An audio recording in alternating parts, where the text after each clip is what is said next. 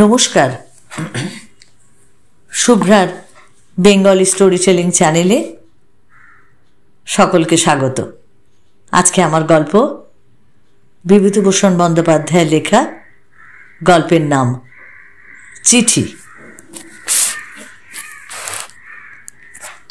আজই সকালে যে এমন একটা আশ্চর্য ঘটনা ঘটবে, এমন নির্দিষ্ট যে এটা দিনটা ছিল এমন এক আশ্চর্য কাজের জন্য, তা যখন ঘুম ভেঙে উঠেছি তখনও কি আমি জানি? আজ বিশেষ করে বলছি এই জন্য যে আজ আমাদের দিল্লি যাওয়ার দিনটা নির্দিষ্ট ছিল। দিল্লিতে জওহরলালজি পৌরোহিত্য করবেন আমাদের একটা সভায়। সমস্ত জগতের বিভিন্ন প্রদেশের সব সাহিত্যিক নিমন্ত্রিত হয়েছেন দিল্লির মহাসম্মেলনে। আমিও সেখানে যাব। বন্ধুদের সঙ্গে পরামর্শ করে ঠিক করেছি সবাই মিলে মিশে একত্রে যাব। মনে খুব উৎসাহ আর আনন্দ। এক বন্ধুর চিঠি কাল পেয়েছি। তিনি আমার সঙ্গে যাবেন সস্ত্রীক। আমি যেন কলকাতায় গিয়ে তার ওখানে গিয়ে তাকে সঙ্গে করে নিয়ে যাই। গ্রামেই থাকি। সাহিত্য সৃষ্টির জন্য আমার প্রয়োজন হয় এই পল্লী প্রকৃতির এই শান্ত পরিবেশ, ছায়া ভরা লতা বিতান। সেখান থেকে ভারতবর্ষের মর্মক কেন্দ্র দিল্লিতে যাব। পথে পড়বে কাশী, এলাহাবাদ, কানপুর। ভারতবর্ষের ইতিহাসে কত সুপ্রসিদ্ধ কর্মভূমি, ঐতিহাসিক দিগন্তের কত বিচিত্র বিকাশ ঘটেছিল এদের পুণ্যভূমিতে। ভাদ্রের মাঝামাঝি বনে বনে নাটা কাটার ফুলের শীষ সব উঁচু হয়ে আছে। ভুর ভুর করছে সুবাস শরতের বাতাসে। এবার বর্ষাও বেশি, রোজই লেগে আছে বৃষ্টি। রাস্তাঘাটের কাদা যেন শুকোতেই চাইছে না। ভাবছি এখানে প্রত্যাসন্ন শরতের অপূর্ব এই শ্যাম ও শোভা ছেড়ে দিল্লির ওই রুক্ষ প্রান্তরে যাব বটে, কিন্তু কি পাবো সেখানে?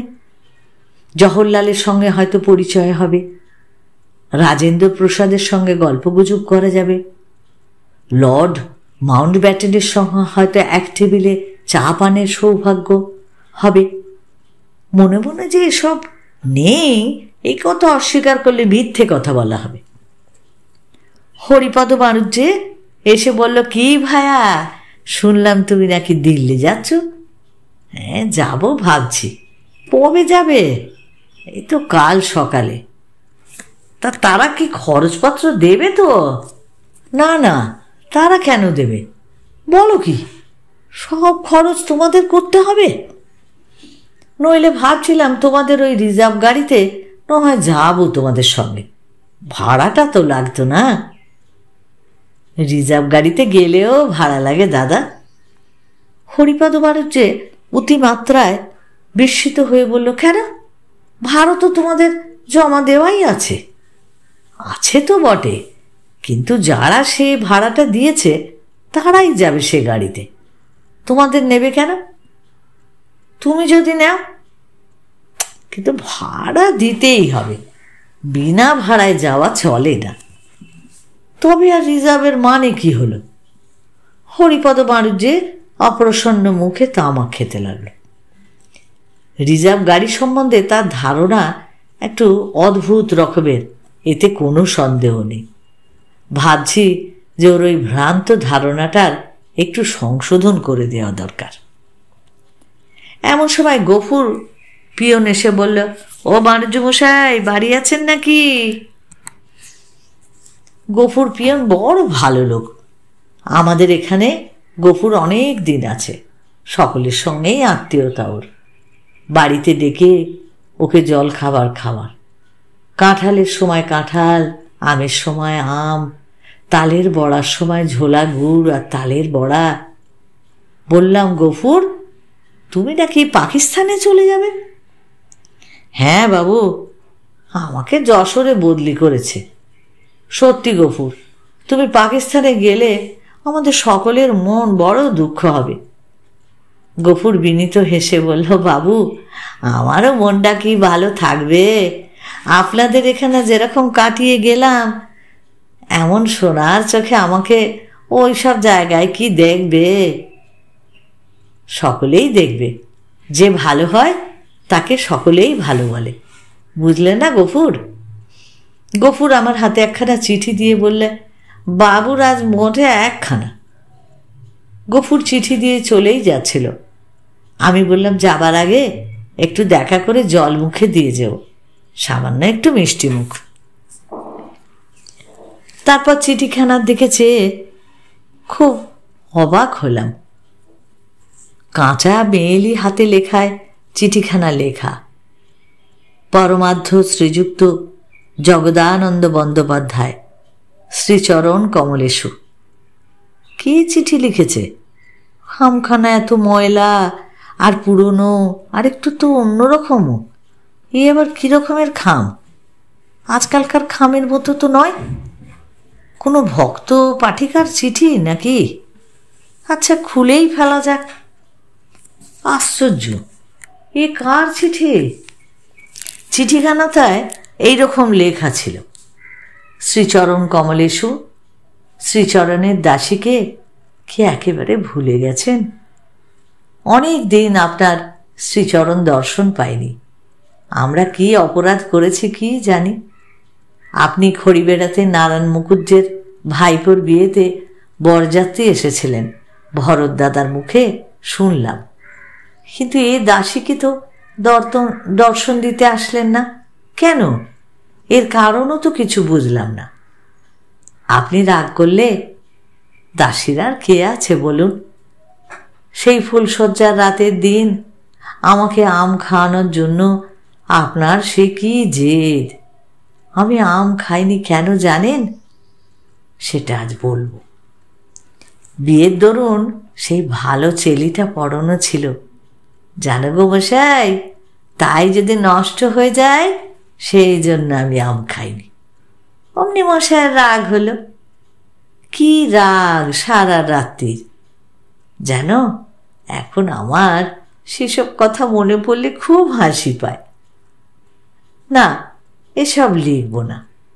তুমি যদি আবার রাগ করো, এতদিন এখানে আসলে না কেন? আমার ওপর রাগ করো না।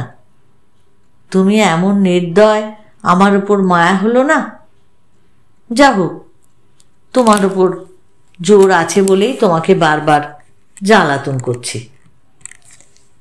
মা ও পিসিমা কত দুঃখিত চিন্তান্বিত হয়েছেন। একবার এসে তাদের চিন্তা দূর করবেন। ভেবে দেখুন, কতদিন আপনাকে দেখিনি। না দেখে আমার মনটার মধ্যে কীরকম হচ্ছে।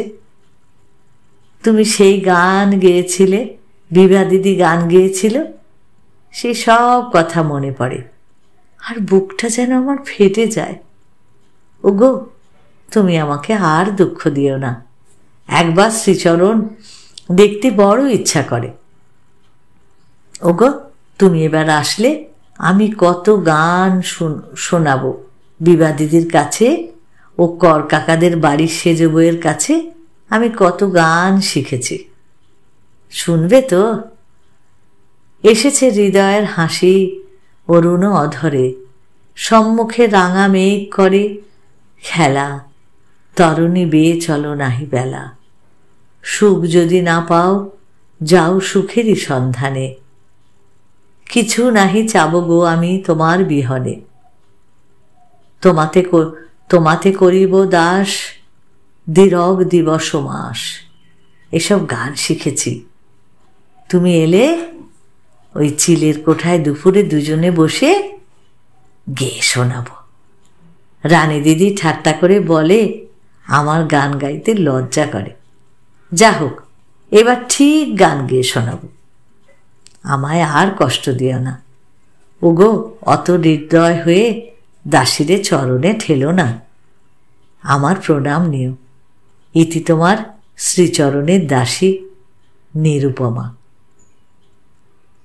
22শে ফাল্গুন 1324 সন, কুলুবেরিয়া, জেলা নদিয়া। ভালো বুঝতে পারলাম না, বানান ভুল, ভাষা ভুল, ছেদ চিহ্নহীন এ চিঠিখানা কার? নিরুপমা? কে নিরুপমা? পত্রখানি মনে একটা অপূর্ব ভাব এনে দিল। কতদিন আগেকার বিস্তৃত প্রথম যৌবনের সুবাস ভরা দিনগুলোর বাতাসে মেশানো ছিল যে পিককুলের সেই রসিকতা, নববসন্তের পত্র শোভা, দায়িত্বহীন জীবনের নিশ্চিত আরাম, মোহমদির দিগন্ত, অপরূপ মাধুরী একতাল পরে আবার ফিরে আনল চিঠিখানা। তবুও বুঝতে পারলাম না কার এ চিঠি। গত 24 সালের চিঠি এলো এই 54 সালের ভাদ্র মাসে। আচ্ছা, এটাও কি সম্ভব? আমার এতকাল আগেকার পরলোকগতা স্ত্রী নিরুপমার চিঠি এলো হাজি 30 বছর পরে। এতকাল তাহলে এ চিঠি কোথায় ছিল?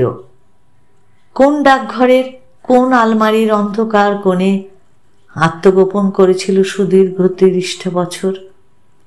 আমার যৌবন বয়সের চিঠি এলো যখন, আজ আমি পৌরত্বে উপনীত।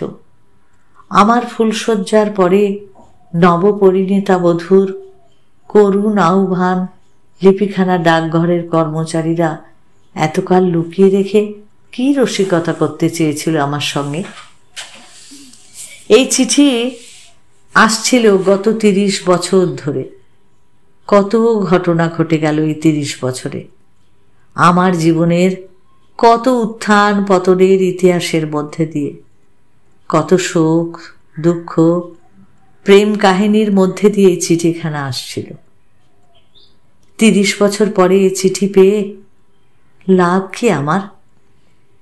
চমৎকার শরৎ দুপুরটাতে শুধু বাইরের দিকে চেয়ে রইলাম চিঠিখানা হাতে করে।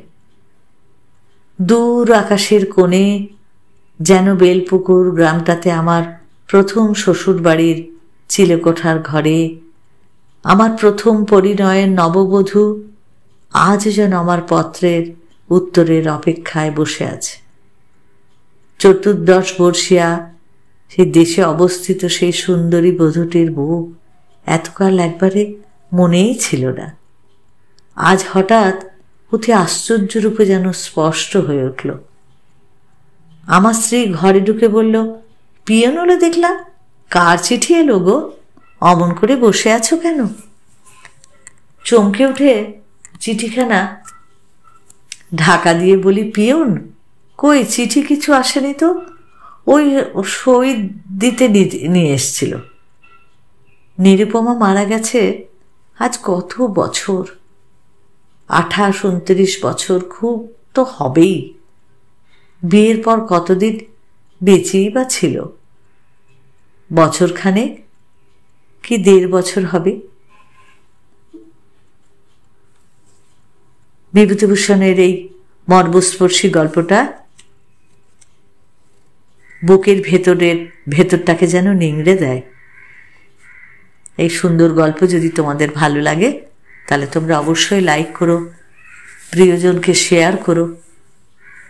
আর যারা নতুন এখন আমাকে সাবস্ক্রাইব করোনি, প্লিজ একটু সাবস্ক্রাইব করে আমার বন্ধু হয়ে।